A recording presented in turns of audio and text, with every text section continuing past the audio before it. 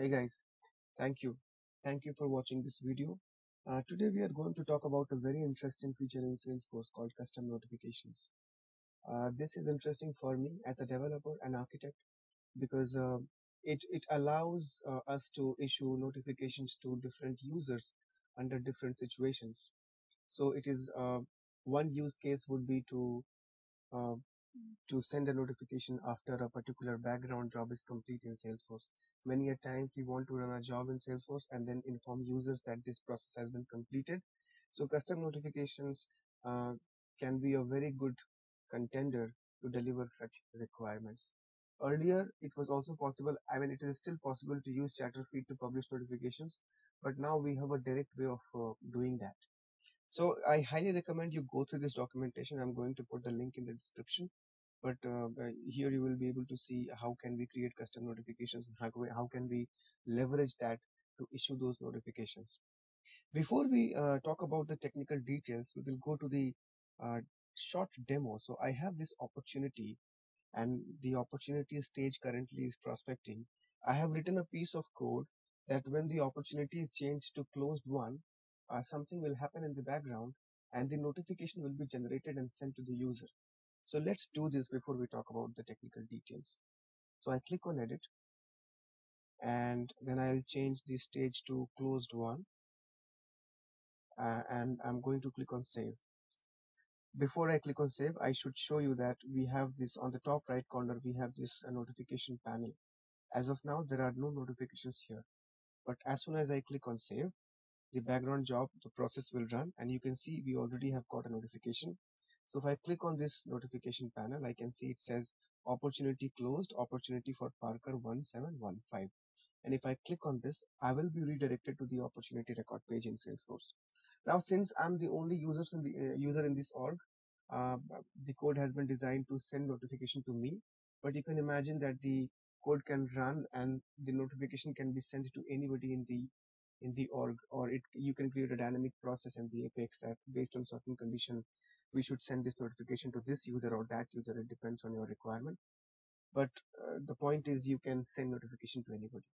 So this is a very straightforward demo, but the technical details behind this is much different. So if I go back to that page where we talked about custom notification type, it's a two-step process. The first step is to create a notification type, and the second step is to create a class or a process that uses that notification type to send the notification. As I showed you before, I have already created the notification type here, and the name of the notification type is sample notification, sorry, sample custom notification. The second thing is I would like to show you the helper class that I have created to generate these custom notifications. So if I go to this helper class, so this is the helper class. The name of the helper class is custom notification helper. On the top of this helper class, I have put a comment that this is how the JSON is expected by the API endpoint. I have created certain methods here in the custom notification helper class to generate the notifications. But before we talk about this, let's go towards the official documentation that Salesforce has published for us. So this is the official Salesforce documentation where they have elaborated the details of this endpoint.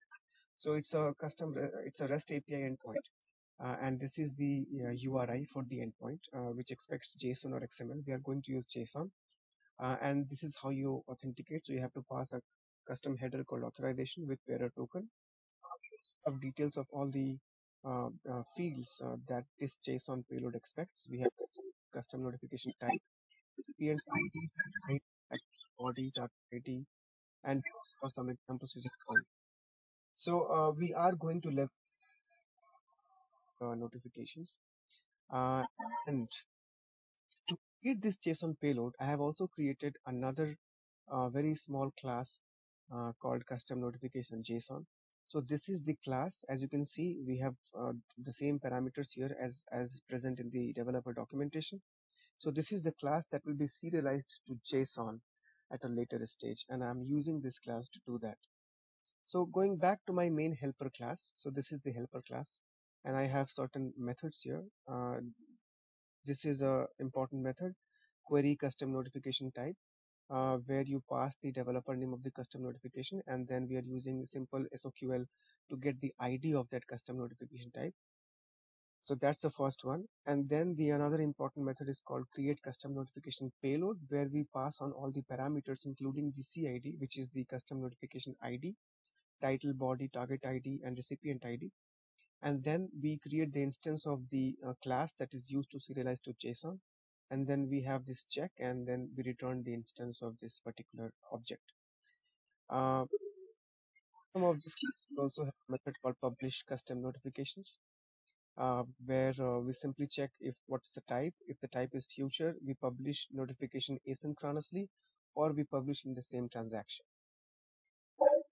To the actual publishing is quite simple. So we simply create an HTTP request instance. We pass on the endpoint using the set endpoint method. We have custom headers here. We have authorization header. We have the content type header. This set method parameter is post. And at the end, we simply call this send method on HTTP class to get the HTTP response. So the code is not that complex. It's quite straightforward. If I go to the opportunity trigger where the trigger is calling this class, so going to the opportunity trigger, again, this is not a complex thing to do. Basically, we are simply using the query custom notification method and passing on the developer name of the custom notification type to get the ID, creating the instance of the class that will be serialized to JSON, and then we are simply checking if the stage name is closed one and the old value of this field was not closed one. uh, we will just add the instance in this input list which is of this type, and at the end we simply check if the list is if the size of the list is more than 0, and then we simply call this custom notification helper called publish custom notifications, and we pass the string, the serialized string with this future parameter. I could have also passed now, which would run in the same transaction, but I don't think there is a need to run this code in the same transaction. Instead, I would like to run that asynchronously to get more sets of governor limits. Uh, so yeah, so when I call this method, the notifications are generated. So when I clicked, so if I go back to the opportunity and when I do that, so let's go to another opportunity here. So if I open another opportunity, let's say an opportunity which has not been closed yet, for example this one, and if I click on edit and change the stage and click on save, so the trigger will fire, then the code inside trigger will run. It is going to leverage the custom notification helper class to generate the notification, and then finally it will be seen in the notification panel here, and it is happening quite fast despite the process is running in future context. But you can see that the point is that it is much easier now to send notification.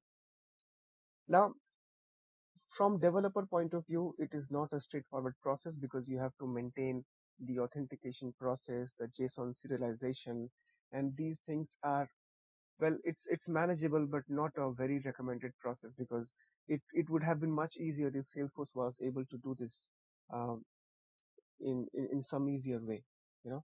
But I'm really excited to announce that in Winter 21 release, Salesforce is going to launch a new class called Custom Notifications in the messaging namespace, if I'm not wrong. So this is the official documentation, the preview documentation. So we are going to have a new custom notification class in the messaging namespace, and also have an example. The process is going to be very straightforward. So we are simply going to use the instance of messaging.custom notification class and use these methods like set title, set body, set notification type, and set target ID, and finally use the send method to generate the notification. So you can see all those hassles will be converted to just 5 lines of code once this is launched. So I'm really very excited that we are going to get this, and I'm going to replace my code with the new feature Salesforce is going to launch. If I scroll down, we can see that custom notifications has these methods, and We also have couple of constructors overloaded. So this is with the parameters, this is without the parameters. So the point is, both of the ways are okay, but since we will be having this custom notification standard custom as in standard Apex methods, there is no need to do those web service call out within from Salesforce.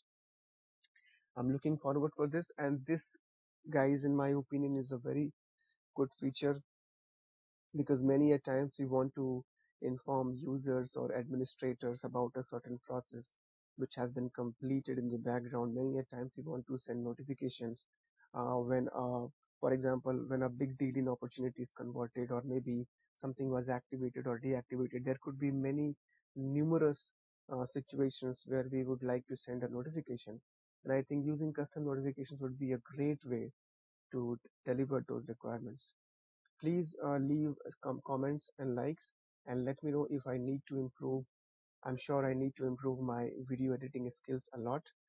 This is my first video, and I'm looking forward to hear back from you. I'm open to suggestions. Thank you very much, and I'll be coming again with some next videos on Salesforce ecosystem. Thank you.